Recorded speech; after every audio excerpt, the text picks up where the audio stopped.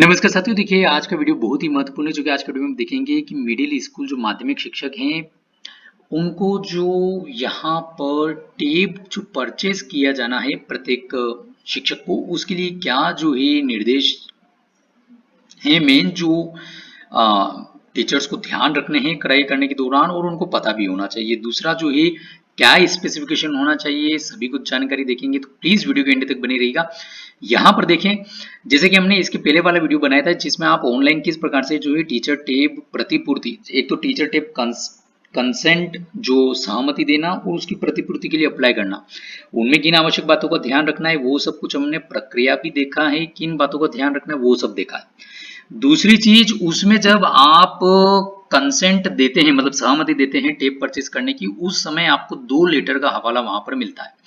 एक लेटर जो ऊपर दिखता है आपको, वो दिखता है ये वाला लेटर 6554, ठीक है, जिसमें यहाँ पर जो पूर्व में प्राथमिक स्तर के प्रत्येक शिक्षक हेतु जो टेप परचेज करने के लिए जो निर्देश जारी हुए थे उसमें वहां पर वह दिखता है।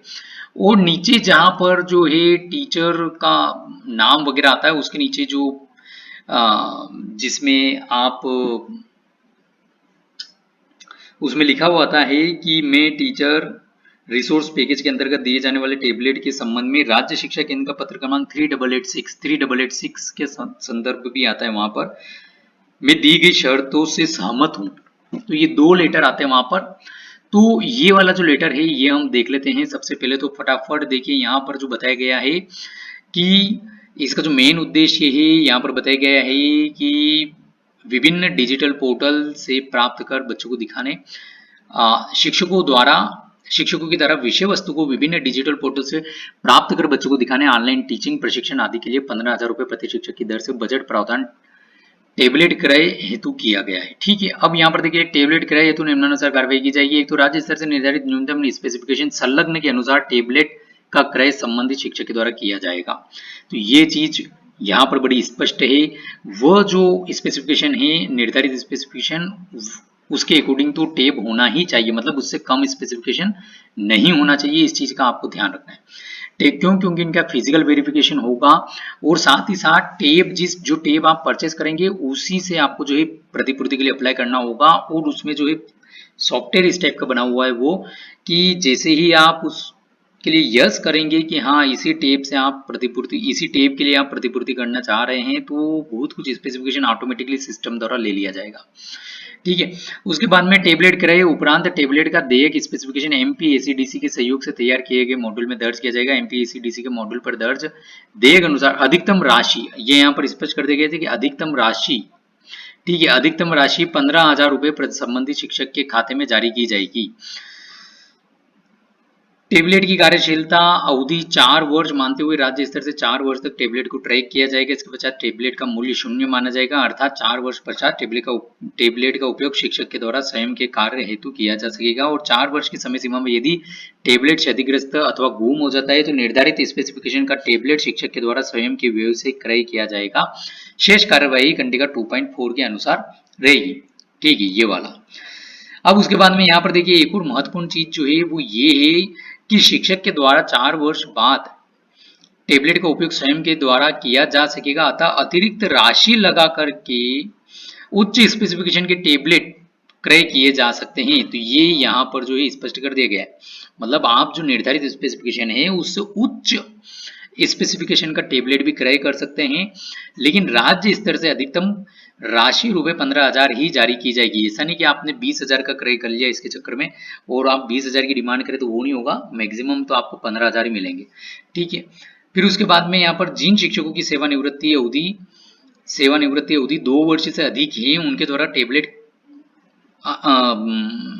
टेबलेट अनिवार्यता क्रय किया जाएगा। ठीक है, तो 2 वर्ष से अधिक यदि आपकी सेवानिवृत्ति में बचे हैं तो आपको क्रय करना है। यहाँ पर स्पष्ट बताया गया है। टेबलेट की समयावधि की गणना टेबलेट के क्रय दिनांक से की जाएगी। ठीक है, तो ये यहाँ पर ये भी बताया गया है। इसके बाद में यदि शिक्षक टेबलेट क्रय करने के पश्चात 4 वर्ष की समयावधि के पूर्व सेवानिवृत्त हो जाते हैं तो शेष समयावधि के लिए राशि रुपए 3,750 प्रति वर्ष की दर से राशि जमा करनी होगी।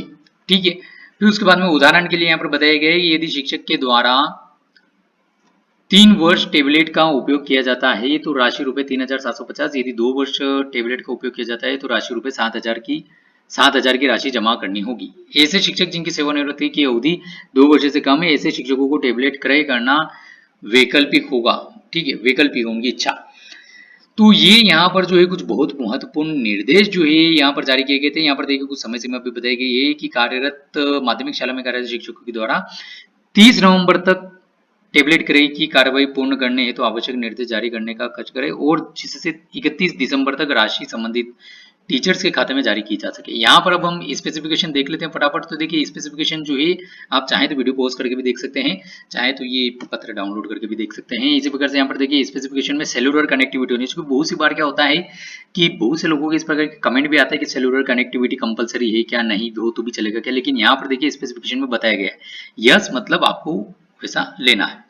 उसके बाद में यहाँ पर ऑपरेटिंग सिस्टम जो है 13 और अबव बताया गया है, डिस्प्ले साइज रिजोल्यूशन वगैरह, डिस्प्ले टाइप भी बताया गया है, स्क्रीन प्रोटेक्शन प्रोसेसर से रिलेटेड जानकारी है, रैम से रिलेटेड जानकारी है, इंटरनल और एक्सटर्नल स्टोरेज से संबंधित यहाँ पर जो स्पेसिफिकेशन है, कैमरा का फ्रंट रियर दोनों कितना कितना मेगापिक्सल होना चाहिए, लोकेशन कैप्चर होना चाहिए उसके अंदर, और कनेक्टिविटी भी यहाँ पर बताएगी कौन सी होनी चाहिए, ब्लूटूथ वगैरह ये भी कनेक्टिविटी के बारे में बताया गया है, सिम स्लॉट के बारे में बताया गया है, रफनेस ऑडियो ओटीजी से संबंधित जो है पोर्ट वगैरह उससे संबंधित फाइल फॉर्मेट और कुछ एसेसरीज वगैरह हो गया उनसे संबंधित जानकारी यहाँ पर बताई गई है, वारंटी से संबंधित जानकारी बताई गई है और सर्टिफिकेट्स जो है उससे संबंधित जानकारी बताई गई। तो ये जो ही था कुछ महत्वपूर्ण जानकारी थी जो हमने इस वीडियो में देखने का प्रयास किया है।